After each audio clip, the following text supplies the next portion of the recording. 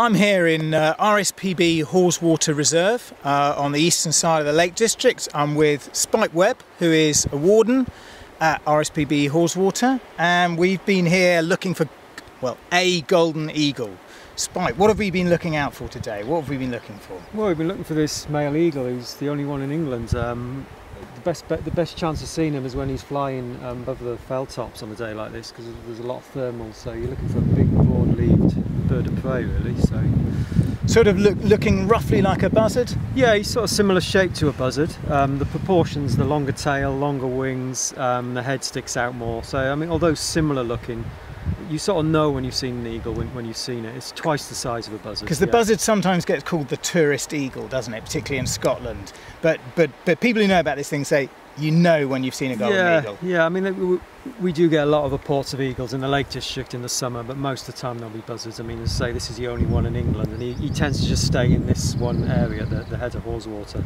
Yeah, so. And you can go up to Riggindale, and you've got a special eagle watch sort of site there, haven't you? That's right. Yeah, we've got a visitor hut up in the Riggindale Valley. It's signposted from the car park at Mardale Head. It's about a 1.5 mile walk, and we've got the huts open on weekends and bank holidays. And you've got scopes and wardens there, so spotting scopes and wardens to tell you if you're seeing an eagle or not. That's right, yeah. He is quite hard to find most of the time. He will sit around in crags most of the time. So yeah, you've got a better chance if there's a warden up there with a telescope who obviously know all the favourite perches. So there are favourite perches, and he'll also know kind of what to look out for. Yeah, I mean he has got regular perches, although he's not always on them. He's not guaranteed a sight, and obviously he's a wild bird. But yeah, most of the time he'd be sat up on the crags.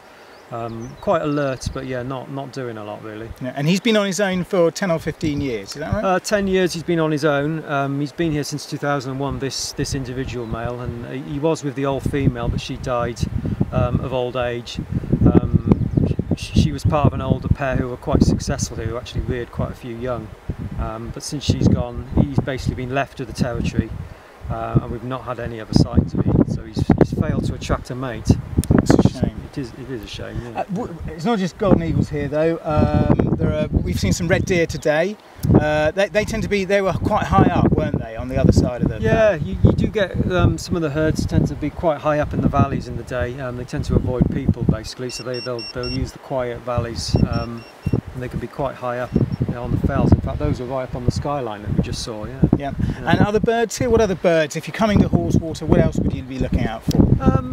Ravens, peregrines. We've got ring ouzels up on the crags. Although hard to see, they're quite a rare thrush-like bird. But yeah, we have got quite a healthy population here. Dippers, common sandpipers on the lake.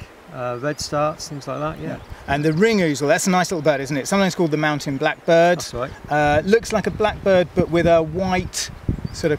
yeah, it's got a white crescent across the front. Yeah, the males especially are very black and white. The females are more dull, a bit like female blackbirds. But and you tend to hear them most of the time. The males have a very distinctive ringing song, and they also have a very loud chucking call. But they are quite hard to see.